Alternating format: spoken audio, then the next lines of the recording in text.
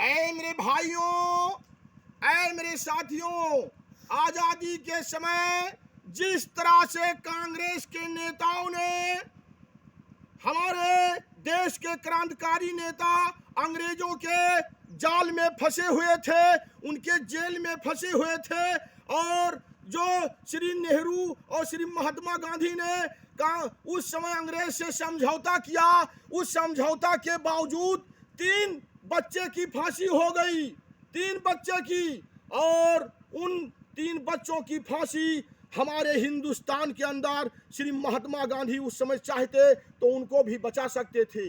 बाद में हर तरह से अंग्रेज 1943 में अंग्रेज घबरा गया।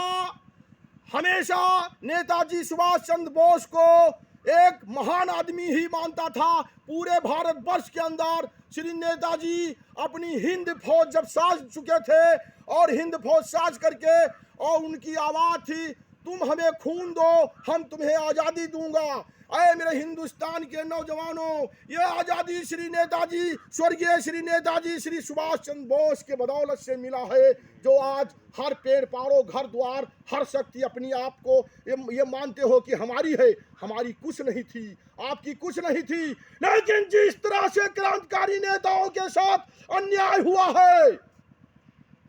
श्री नेताजी जब जर्मनी जापान पहुंचे, चारों तरफ से कलकत्ता में श्री नेताजी का घर घेर लिया गया, और नेताजी चकमा दे करके और अंग्रेजों के फौज को और बाहर निकल गए, और ऐसे जाते जाते और जर्मनी जापान पहुंचे। वहां पर फिर अपनी हिटलर से बात किया, और हिंद फौज साज करके भारत पर आक्रमण करने के लिए वहां से सोच बनाई थी जर्मनी और जापान से कि अंग्रेजों को ध्वस्त किया जाए। हमेशा अंग्रेजों के पीछे पड़ गए थे। श्री नेताजी के बदौलत अंग्रेज भाग गए, और हमारे देश के अंदर गद्दार नेता, जो राजनीतिक नेता थे, वे इतना अन्याय का बिया बो चुके हैं, जो कि 15 अगस्त 1947 के बाद उसी आधार पर ये कांग्रेस पार्टी अपना कार्य करनी बिताते चली आई।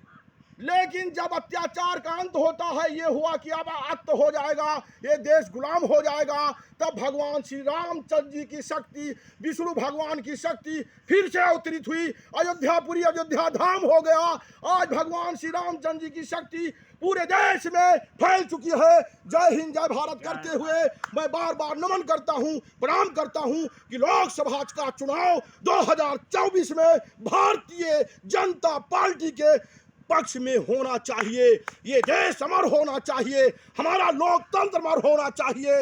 ये देश की जितनी भी अन्यायी शक्ति है, अन्यायी शक्ति, उसको ध्वस्त किया जाए। नमस्कार, प्रणाम।